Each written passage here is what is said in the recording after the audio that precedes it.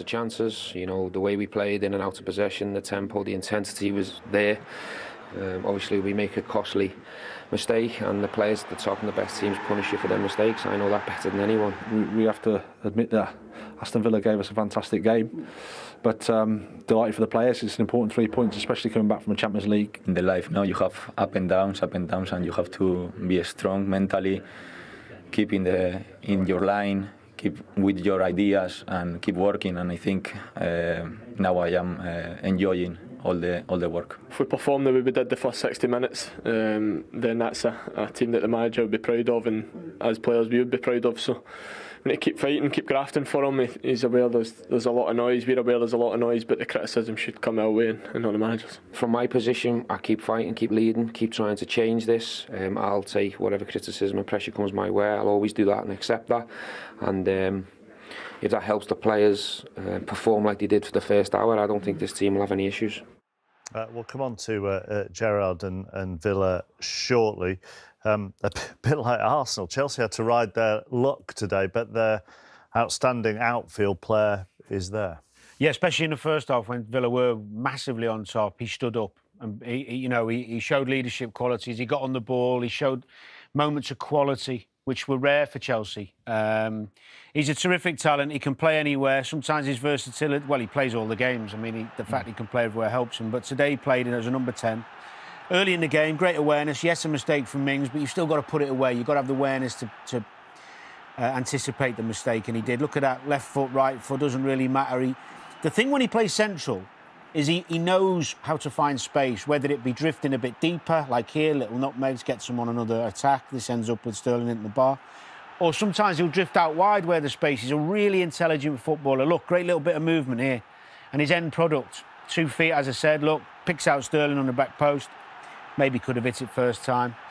And his first goals of the season, would you believe? Great technique. You can argue the keeper should have done better. And this bit I love, his tenacity and willingness to work for the team. Great block. And then, of course, the composure and technique when he gets on the ball to find the right pass. And it's no coincidence that every manager that comes in keeps playing him every game. But you sense a versatile player will thrive under this versatile manager. Like Gross, like Trossard, back at Brighton. I think he's pretty made a mount for Potter, the way that he wants to change these systems week in, week out. I'm calling him the chameleon, the manager.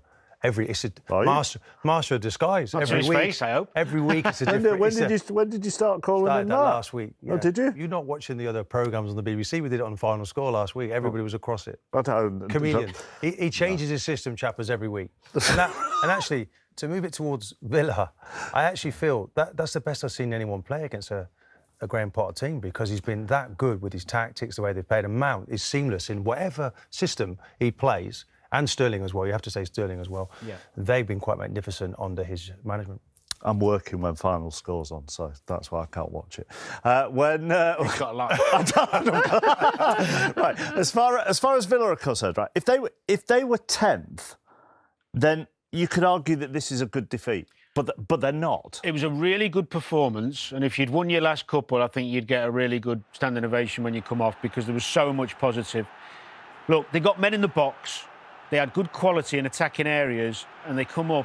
I mean, this is the woodwork. But the goalkeeper, Kepa, for Chelsea, was absolutely outstanding. Watkins down the left was arguably probably his best game of the season. There's the first save. Look, he got 4 men in the box again. Ramsey, super strike on the half volley.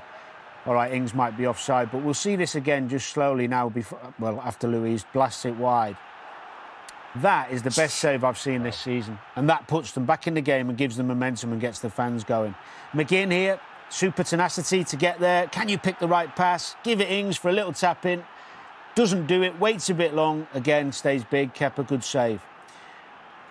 And again, the keeper, when you need him, Chelsea. There are numbers in the box. Can you pick a ball? Is the quality there that's been lacking recently? Yes. Can Ings put it in? No. But for 60 minutes, the manager's right. If they played like that against lesser opposition, they wouldn't be in the position they're in. But can they transfer those performances against City and Chelsea against teams that come and sit in and give them a bit more respect? There's some big games coming up for Villa this week. There are, but I think actually now that Watkins, Ings and Bailey are playing in the front three, I think that is more convincing than Coutinho and Buendia. Yeah. It's this fixation a little bit with Coutinho and the quality he has, I get that, but I feel these three bring a better balance. For sure, and Louise as well coming into that midfield. I know Decore's injured, but I always like he's signed a new deal, and I think that's a great move. But Villa fans will say, and this is what you said, right? They need to play like that when they're away at Fulham and at home to Brentford, which are their next two. Well, they're so frustrated at what they've been watching because it hasn't been great in terms of shots on goal and goals scored that some of them are going to need a lot to be convinced back onto the positivity of Steven Gerrard. So, as I say, it's a huge week for them. Just one thing on Chelsea quickly. Graham Potter, decisive half-time, not happy. 2 substitutions made a difference. With Chelsea, who've got back-to-back Champions League wins and now 3 Premier League wins in a row under Graham Potter. 2-0 at Aston Villa today. 2 Mason Mount goals in the end, Shay. Yeah, we spoke about Mings as a terrible header. He's got it all wrong. I think he's headed on the way down, Steve, and it's just fallen on the plate for Mason Mount. You know, he's a brilliant player. He's not going to miss this chance. You know, he just got this header totally wrong, and it's the early part of the game. It's very early stages of the game. They get their noses in front, Chelsea, and Mason doesn't miss from there. Brilliant finish. He hadn't scored before today. He got 2 today in the end, Michael. Yeah, free kick was the second one. It must have had a lot of movement on it because you have to blame the goalkeeper there. It's on his side. It doesn't really go in the corner either. He stands where he was. He just catches it. But must have had a bit of movement on it. Great free kick from his point of view. But I know Shay's here, but I'd be blaming the goalkeeper for that one. Okay. He's giving me a look there. Yeah, you've seen that. It wasn't me, you know. It wasn't me. 4 wins in 21 games now for Steven Gerrard. He's accepting responsibility. You know him very well. He's not going to shirk that responsibility, is he? It doesn't matter what you say because at the end they will point you. They will point the manager. I think he's doing the right thing. He's saying what he has to say, and he's taking responsibility, and that's it. So I think that they have a good team, and he can do better. So if they have this patience, this confidence in him, I think he will do well. But okay, you never know.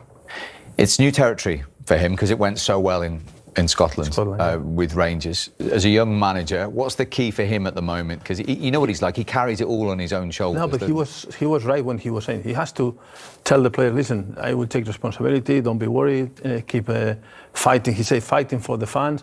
So he's saying the right things. And now he has to be calm because when people talk too much around you, so it's when you have to make decisions. It's when I say always that experience is a big difference. So it's when you have to analyze what is going on. What can you do if you can change something or not? We were talking about change the system when you are winning. So this kind of decision, you have to be careful because then you start changing, you start listening to many people, and then you make more mistakes. He's always been a natural leader, and you know how much he cares as well.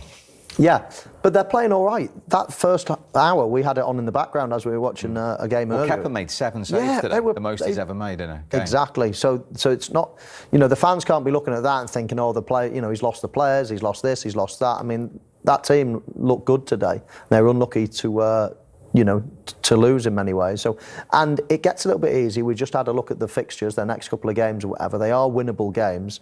And as Stephen says, if they play like that again, then they're going to win more games than they're going to lose.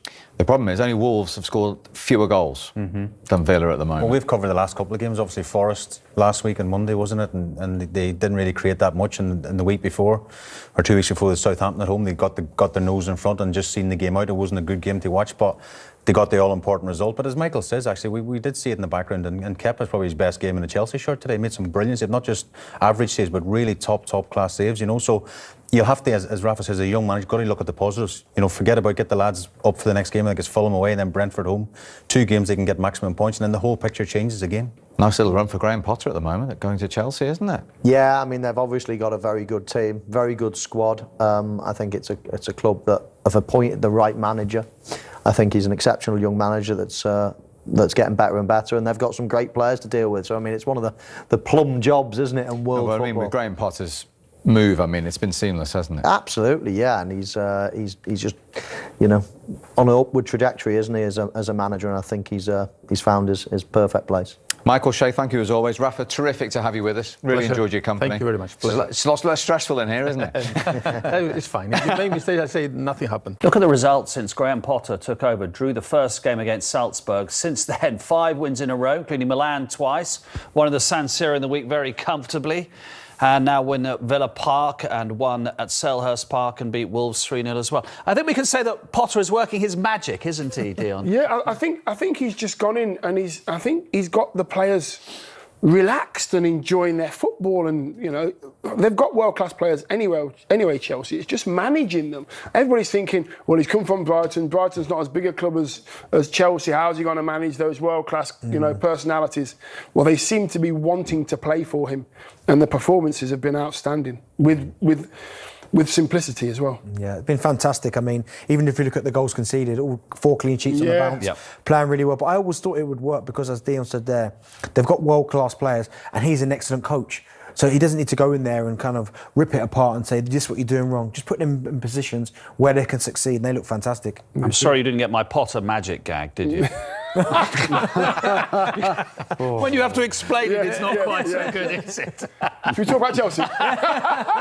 Mason Mount's the only outfield player to have started every game. And listen, he was not alone towards the end of the Thomas Tuchel era to look a bit disinterested and a bit off his game. He looks like, I mean, Gareth Southgate was there today. He will be thrilled with the World Cup a month away, the form that Mason Mount's in. Yeah, maybe he started off the season a bit slow, but he's in red-hot form at the minute. I mean, his goals that he got today, he's getting involved, he's assisting people, really nice assist last week. But he's all-round game, and you'd have to say, I mean, Graham Potter seems to have trusted him, Thomas Tuchel trusted him, Frank Lampard got criticism, he trusted him. Because he's a top player, he never shirks responsibility, and he always gives you 100%. And I think he's been absolutely superb this last few weeks under Graham Potter. He seems to be the player that the players older than him are looking to him. Yes. Get the ball to Mason, get the ball all the time. I mean, I don't know where the keeper's going. Where is he going, Martinez? I don't know. He's either going for a programme or a hot drink or something. I'm not sure, because he's done himself, hasn't he? But what he's done is set up the wall perfectly. And now what you're doing, you're asking the person, right, can you beat the wall and me? What he's done is he's just beat the goalkeeper. He's just kicked it straight in the goal. He's actually run behind the wall, hasn't he? I don't know why he's gone to his right. The ball's gone where he was. Yeah, it's almost like he doesn't trust the wall that he's set up, so he's put the ball in position and gone, that doesn't look right. And as he's gone to look, Mason Mount's hit a free kick, but the ball's gone in the middle of the goal. Yeah. He's got to save it. Yeah. It does seem as if Kepa is number one at the moment, doesn't he? I mean, and rightly so. I mean, Potter described his performance as world-class. We know how he had a pretty difficult start, which is why they bought Mendy, but he was fantastic today. Superb. Save after save, but top quality saves as well. Not camera saves, ones that he's keeping the ball at the back of the net. He's been sensational. I mean, as you said there, Poogie, he's had his critics, but he was sensational today. Yeah. Just, you know what, when you're a defender and you know your goalkeeper's going to make saves like that, I mean, me and Benty were thinking, well, that's probably a bad header as well, but he is only 5 yards out and the keeper's still kept it out. Great reflex. Yeah, and he's I think he's, it sounds silly. When he first came, he was very slender and thin, and he didn't want to come out and catch. Seems like he's put a little bit of muscle on. He looks stronger. He's backing himself a bit more. That's why he's number one. Just want to show Chris a Ben Chilwell challenge in the first half, which we wondered might have had a greater sanction than was actually applied during the game. What do you think? Yeah, this was checked by VAR. I mean, you can see that Aston Villa player goes tumbling to ground. Caution by Rob Jones, the referee, and as I said, checked. I think because he's low and he catches him, that saved him from a red card. I think if it had been higher, it certainly might have been asked to go to the screen and have a look. He's out of control, isn't he? There's no question of that. Yeah, but I think because his foot slides across the grass and never really leaves the playing field, I think that's why he gets a yellow. But as you said, if he'd have lifted it even an inch, I think he could have gone. Yeah, I think yellow's about right, to be fair, not red.